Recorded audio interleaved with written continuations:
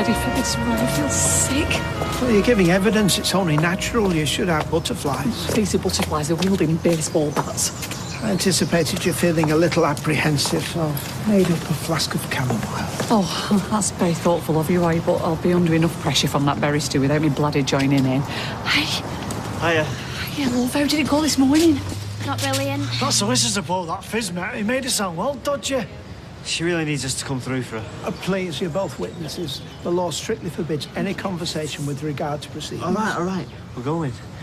Just do your best for it, yeah? See you later. This whole thing's a travesty. I mean, me, a witness for the prosecution. Anybody with the slightest knowledge of Fizz knows that she couldn't have done what they're saying. I have every confidence that once evidence has been weighed, justice will prevail. Fizz had better hope not. She shouldn't go booking any holidays, that's for sure. She's done nothing wrong. You weren't inside that courtroom. You could have strained a saucepan of peas through her story. Sounds like she was up to her neck in the whole sorry affair. Yeah, you only had to listen to him. Believe what I was hearing. I mean, talk about a hatchet job. You might as well have said, here's Johnny. I was on oath. I had to answer the questions. In such detail. I'm a meticulous man. When you're under pressure, you revert to type. I just told the truth. I never meant to let anyone down. I'm sorry. I'm just really worried, that's all. Listening to that lot in there, if I didn't know Fizz, I'd swear she was a... We just have to keep the faith.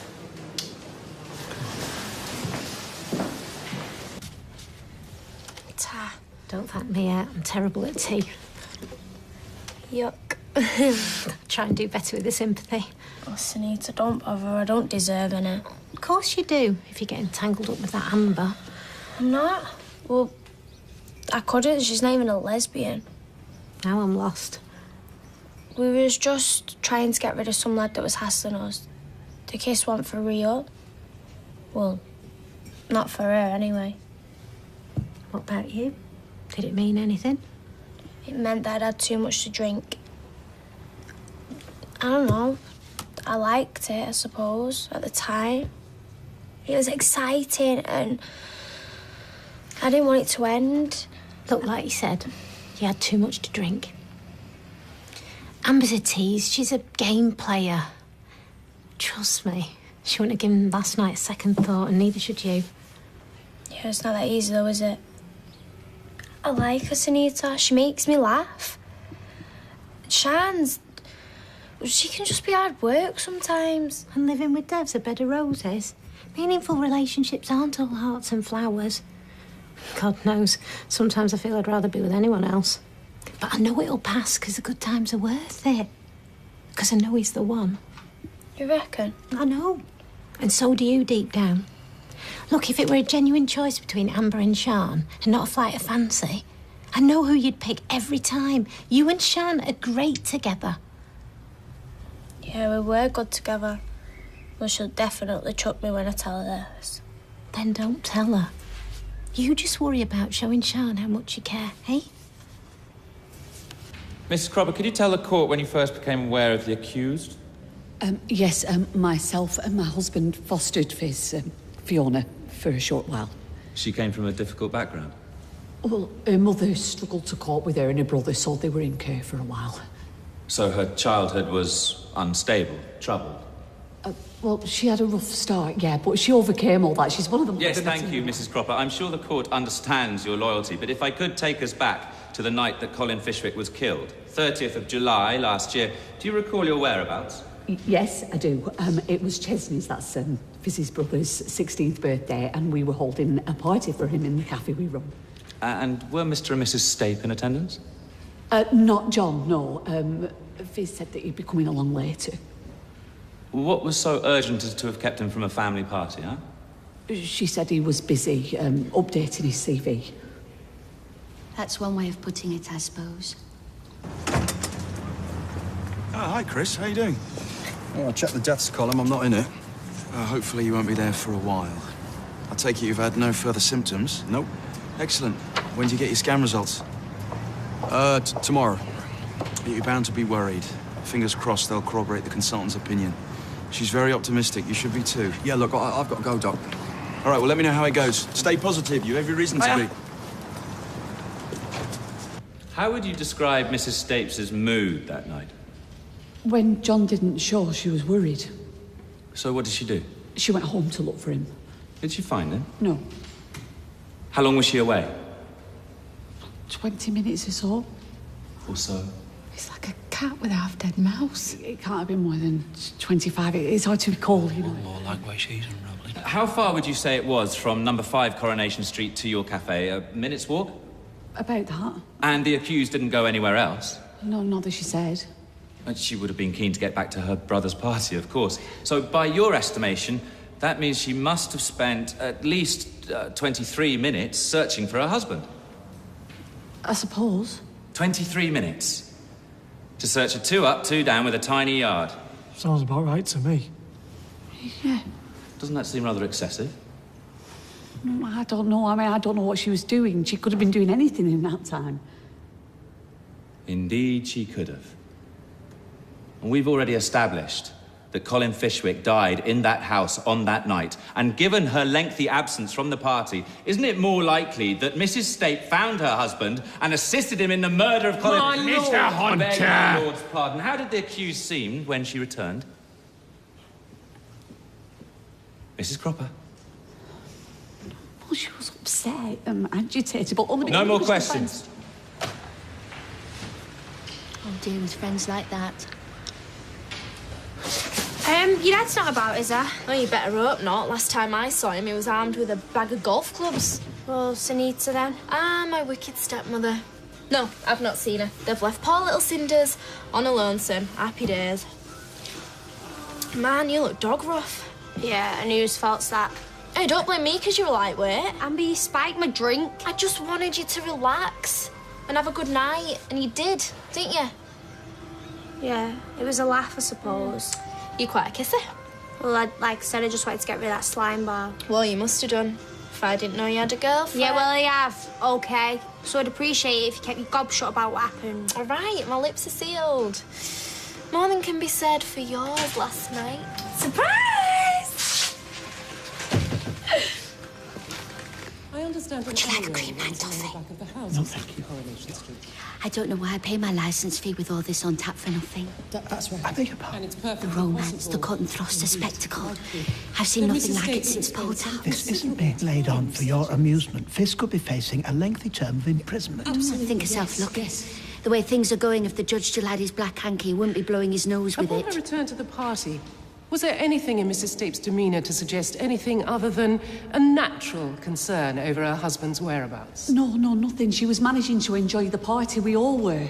And when the party was over, how was she? She was annoyed because her brother Chesney had put alcohol in the punch, so she gave him a bit of a telling off.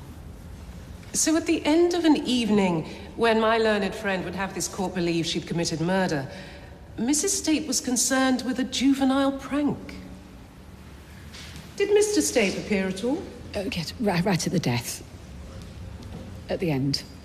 He seemed a bit flustered. And how did Mrs. Stape react upon seeing him? She asked him where he'd been, and he said that he'd been having trouble with his printer. There was nothing out of the ordinary about their exchange? No, they seemed the same as ever. Thank you, Mrs. Cropper. No further questions, my lord. Jason! You all right, babe? How are you? Rose, you need a bib. What are you doing with those flaming pictures? Pictures? Well, I spoke to the estate agents, and they haven't got any pictures of the flat. Oh, the pictures, right. Well, I'll drop them in when I get a chance. But you've had all morning. Do you want us to get our own place? Yeah, well, it's been mad since Chris has been off sick. Oh, yeah, I can see that you rushed off your feet. Babe, I'll do it in a minute.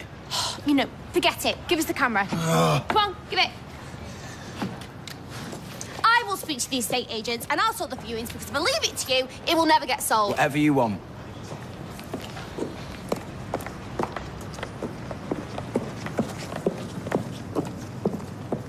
Dr. Goodridge, you are the senior forensic scientist on this case. That's correct. The court has heard that Mr. Fishwick died of a brain hemorrhage caused by injuries consistent with those of a sustained attack. I believe that certain fibres were also found on the body. Yes, there were several of these. And were you able to identify the source? A large number came from clothing belonging to John Stape. There were others we were unable to identify, and a substantial number from clothing belonging to the accused. And these particular fibres, where were they found? A number were in and around a head wound to Mr. Fishwick.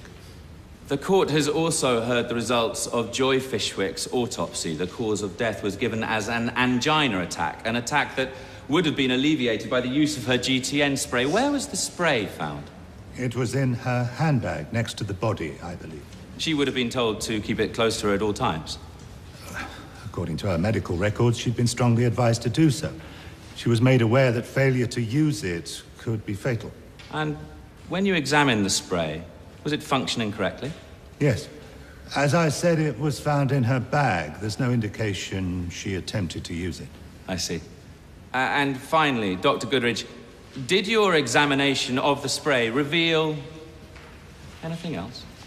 Yes, the fingerprints of the accused were found to be on the bottle.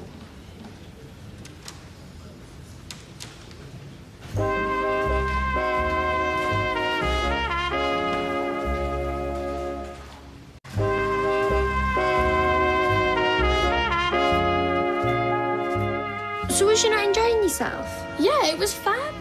Honestly, it was great spending time just me and my mum. We had like coffee and croissants in the morning and then went to chic little boutiques in the afternoon. Sounds like you were living the dream, or is it the cliche? It's been ages since we've had a laugh together. It's just what we needed. Oh, well, I don't get it. How come you're back? Because a bloke flew out and twat was definitely a crowd. So, what have you two been up to? Now that'd be telling. Nothing. Nothing that you'd even want to know about. But, I've got to start my shift now, so... You'll do no such thing. Got a lot to catch up on. I'll cover your shift. Will you? Cheers, Amber, come on. Oh, what are friends for? Yeah, thanks, Amber. Dr. Goodridge, in your earlier evidence, you said fibres from Mrs. Stape's clothing were found around the head wound to Mr. Fishwick. That's right. Were these fibres transferred at the time the injury was inflicted? Neither I nor the pathologist can say that for certain. Oh, well, were they transferred around the time of Mr. Fishwick's death? I don't know. It's impossible to determine when they were transferred. Really? So are you telling the court that these fibres could have been transferred at any point my client had contact with the body? I suppose that's true, yes. So it's perfectly possible that when Mrs. Stape was coerced into moving the my body... lord. You know that's contentious, Miss Taban. My lord. When Mrs. Stape moved the body with her husband some months after Mr. Fishwick's death, the fibres could have become attached then. That could be the case. Equally, the fingerprints the police identified on Mrs. Fishwick's GTN spray, could they have been made at any time? In theory, yes. So when Mrs. Fishwick visited Mrs. Stape's house a few weeks earlier, and my client passed Mrs. Fishwick her spray, the prints could have been left then? They could. So in reality, there is absolutely no forensic evidence whatsoever definitively placing my client at the scene when Mr. Fishwick or his mother died?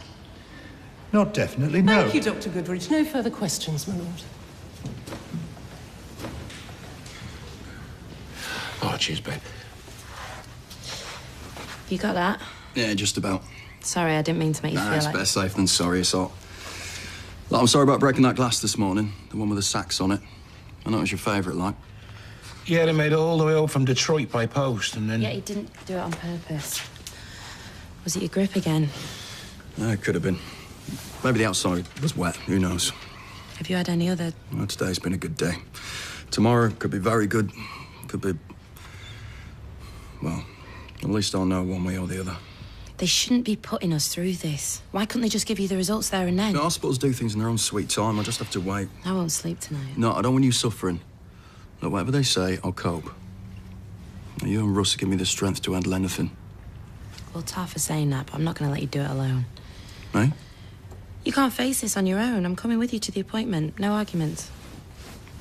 Oh, cheers. I called Detective Sergeant Redfern to the witness box. Do you reckon the other coppers called him Anthea?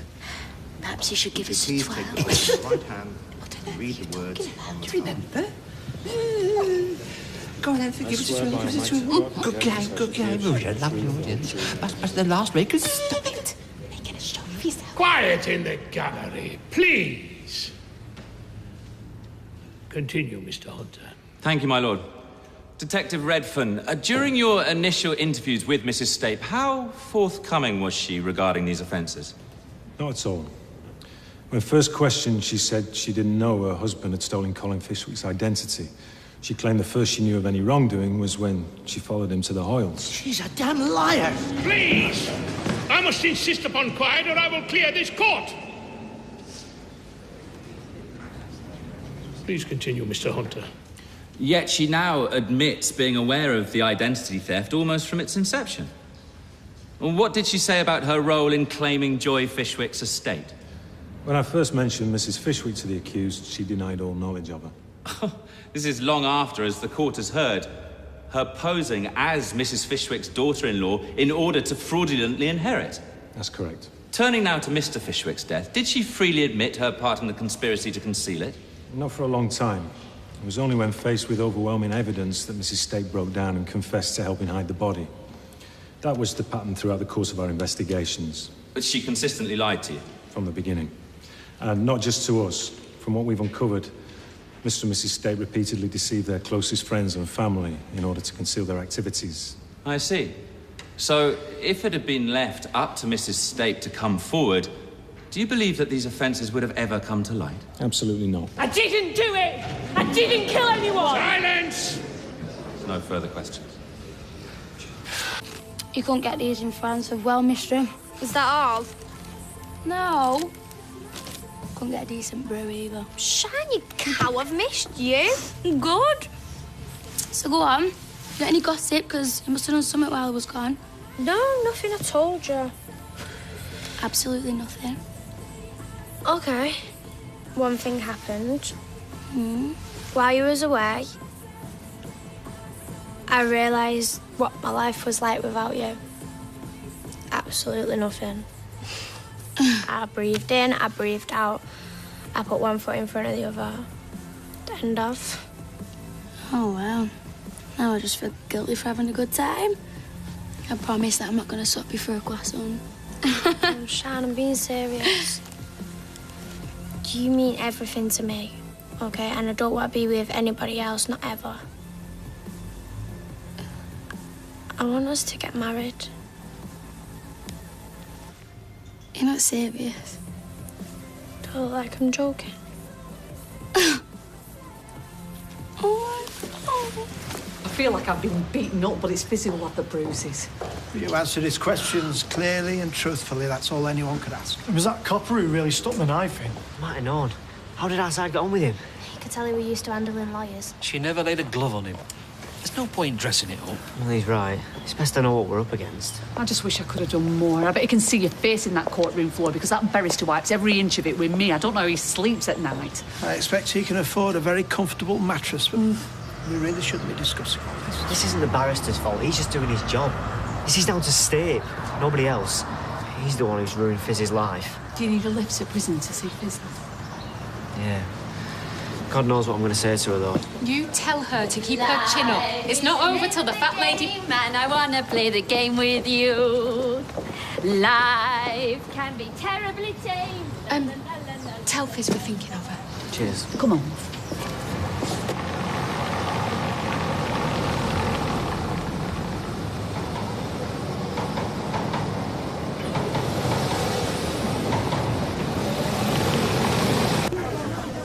All right. Been better. Tomorrow will be different. I'm going to do all I can for you. I know. But there's only so much you can say that they'll let you say. If I was on that jury, my mind would be made up. You don't know that. I can see it in their eyes, Ches. The way they looked at me today. Murderer. That's what they're thinking, and maybe they're right. No. Yeah. If I hadn't have taken John back, If I hadn't thought that I knew better than Sally and all the rest of them, 3 people would still be alive. And the Hoyles would have been spared a lot of pain. That's flaming ridiculous. Nobody in the right mind could have foreseen what happened. I hardly believe it now. Hope is depending on you. And there's a little niece and nephew that's going to need you and all. Not to mention the dad. Your cope. That's what we do. We've had to. Yeah. We've had to fight. Every inch of the way. And we're not stopping now. You're going to get up in that courtroom tomorrow, take everything they throw at you and chuck it right back at them. Promise me, Viz. Promise me that you won't give up. I won't. But it really doesn't matter what I do. I need a miracle, Ches.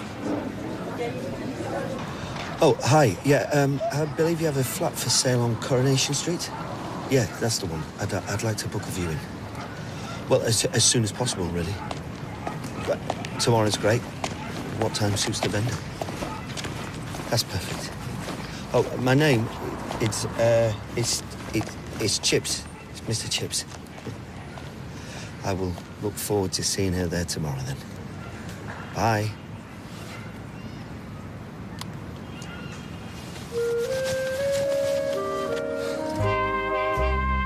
And we'll be back in Coronation Street on Wednesday evening at 7:30. Former detective Mark Williams-Thomas investigates why almost 100,000 people either jumped bail or were recalled to prison last year. That's an exposure at 10:35. Doc Martin is next, though, after the break.